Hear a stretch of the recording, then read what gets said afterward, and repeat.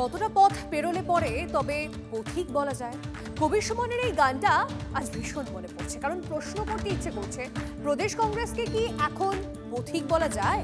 তার কারণ বিধানসভা নির্বাচনের আগে হাইকমান্ডের সামনে বসে প্রদেশ কংগ্রেস একলা চলার সিদ্ধান্ত নিয়েছে। বামের সঙ্গে বন্ধুত্ব এইটি কে জানে, সামনে কেরলের নির্বাচন আছে বলেই কিনা এই সিদ্ধান্ত নিলেন রাহুল গান্ধী, মল্লিকার্জুন খাড়গেরা।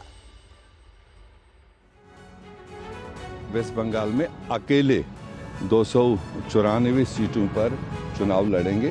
ये इतिहाद जोट करने से कभी लेफ्ट कभी दूसरी पार्टी, उसकी वजह से कहीं ना कहीं नीचे हमारा जो काडर है, जो फ्लैग बियरर है, वो कहीं ना कहीं डाउन हुआ है। और लीडरशिप ने भी अपना एक फाइनल व्यू यही दिया, जो स्टेट यूनिट वहाँ मुनासिब समझेगा उस तरह से अपना आने वाले चुनाव की तैयारी कर सकता है। আমি একটা কথাই বলতে পারি, কংগ্রেস এককভাবে 2026 বিধানসভা নির্বাচনে লড়াই করবে এবং আমাদের সমস্ত কর্মীরা, বাংলার সমস্ত কংগ্রেসের নেতৃবৃন্দ সবাই মিলে যা চাইছিলেন, সর্বভারতীয় কংগ্রেস কমিটি তাকে অনুমোদন দিয়েছে। আর আমাদের রাষ্ট্র থেকে একেবারে নেতৃত্বের যে কণ্ঠস্বর, যে আওয়াজ, তাকে অল ইন্ডিয়া কংগ্রেস কমিটি সম্মান জানিয়েছে। সে কারণে কংগ্রেস কর্মীরা বাংলায় খুশি। আমার উপরের নেতৃত্ব যা মনে করে আমি সেটাই পালন করে থাকি, এটাই আমার ধর্ম, এটা সবার। তাই পশ্চিমবঙ্গ প্রদেশ কংগ্রেস, পশ্চিমবঙ্গে যেই এআইসি জেনারেল সেক্রেটারি, পশ্চিমবঙ্গে যারা অবজারভার, তারা সব সার্ভে করে দেখেছে বাংলায় একা লড়াটা শ্রেয়, তাই তারা একা লড়ার সিদ্ধান্ত নিয়েছে। আমিও তাদের সিদ্ধান্ততে বলেছি, যদি আপনারা সবাই মিলে মনে করেন যে একা লড়া যেতে পারে, আমি একা লড়ব। দেখুন, এই সিদ্ধান্তের পর থেকে প্রশ্ন অনেক। এই সিদ্ধান্তের পিছনে অন্য কোনো অঙ্ক নেই তো? 15 বছরের তৃণমূল সরকারের বিরুদ্ধে কম দুর্নীতির অভিযোগ তো নেই। তাই 2011 পরে এ রাজ্যে ফের তৃণমূলের হাত ধরলে কংগ্রেসকে ওই দুর্নীতির দায় নিতে হতো। আবার সিপিএম এর সঙ্গে গেলে বাম জামানায় অত্যাচারের কাহিনী তৃণমূল ও বিজেপি নেতাদের মুখে মুখে ফিরত। কট্টর কংগ্রেস সমর্থকরা মুখ ফেরাতেন। তাছাড়া 1977-এ এই রাজ্যের ক্ষমতা থেকে সেই যে কংগ্রেস গেছে, এককভাবে আর কোনোদিন সরকারে আসতে পারে। তাই সিদ্ধার্থ শঙ্কর রায় জামানায় কি অত্যাচার হয়েছে সেই ইতিহাস এই প্রজন্মের কাছে বিস্মৃত। সে কথা মনে করেই কি শূন্য থেকে শুরু করার মানসিকতা নিয়ে ভোটের ময়দানে নামতে চলেছে কংগ্রেস? একটা সময় কংগ্রেস যখন সিপিএম এর হাত ধরেছিল, সেটাই আমাদের কাছে বিস্ময়কর ছিল। কারণ এই সিপিএম এর অপশাসন, সিপিএম এর সন্ত্রাস, বিপুল সংখ্যক তখন অবিভক্ত কংগ্রেস কর্মীদের হত্যা, পরবর্তীকালে তো তৃণমূল কংগ্রেসের জন্ম। তো কংগ্রেস কি করে সিপিএম এর হাত ধরেছিল এবং সিপিএম নিজেদের অস্তিত্বের সংকটে কংগ্রেসকে ব্যবহার করত, তো এটাই ছিল বিস্ময়কর।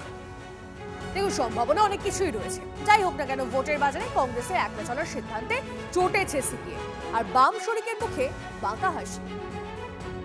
সাধারণভাবে বামপন্থী মানুষ খানিকটা হয়তো চাইছিল না বটে এই হাফাটেড কংগ্রেসকে নিয়ে লড়াইয়ের মানে কি আছে, কিন্তু নেই, আছে কিন্তু নেই, আছে কিন্তু নেই।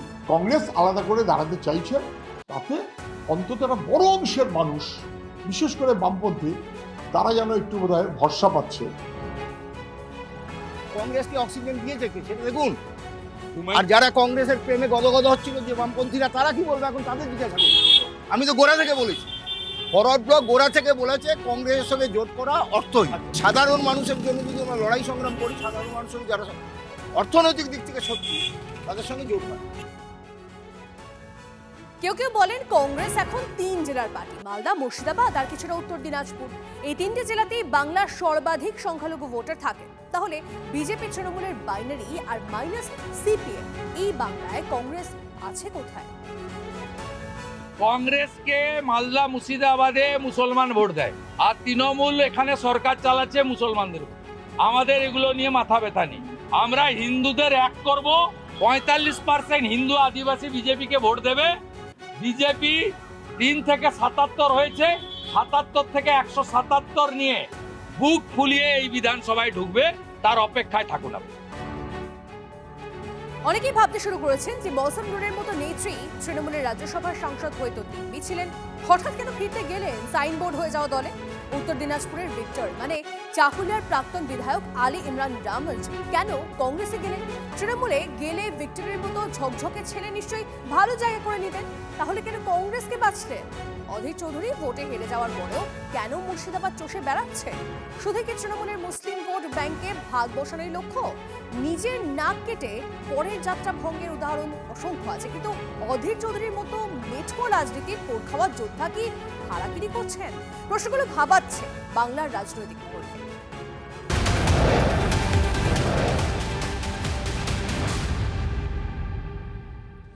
পরে খবর আসে, হুমায়ুনের সঙ্গে সাক্ষাৎ দিয়ে এবার দলের অন্দরেই সমালোচনার মুখে পড়তে হয়েছে সেলিমকে। এবার ওই ইস্যুতে বামফ্রন্ট শরিকদের আক্রমণ সামলাতে হলো বিমান বসুকেও।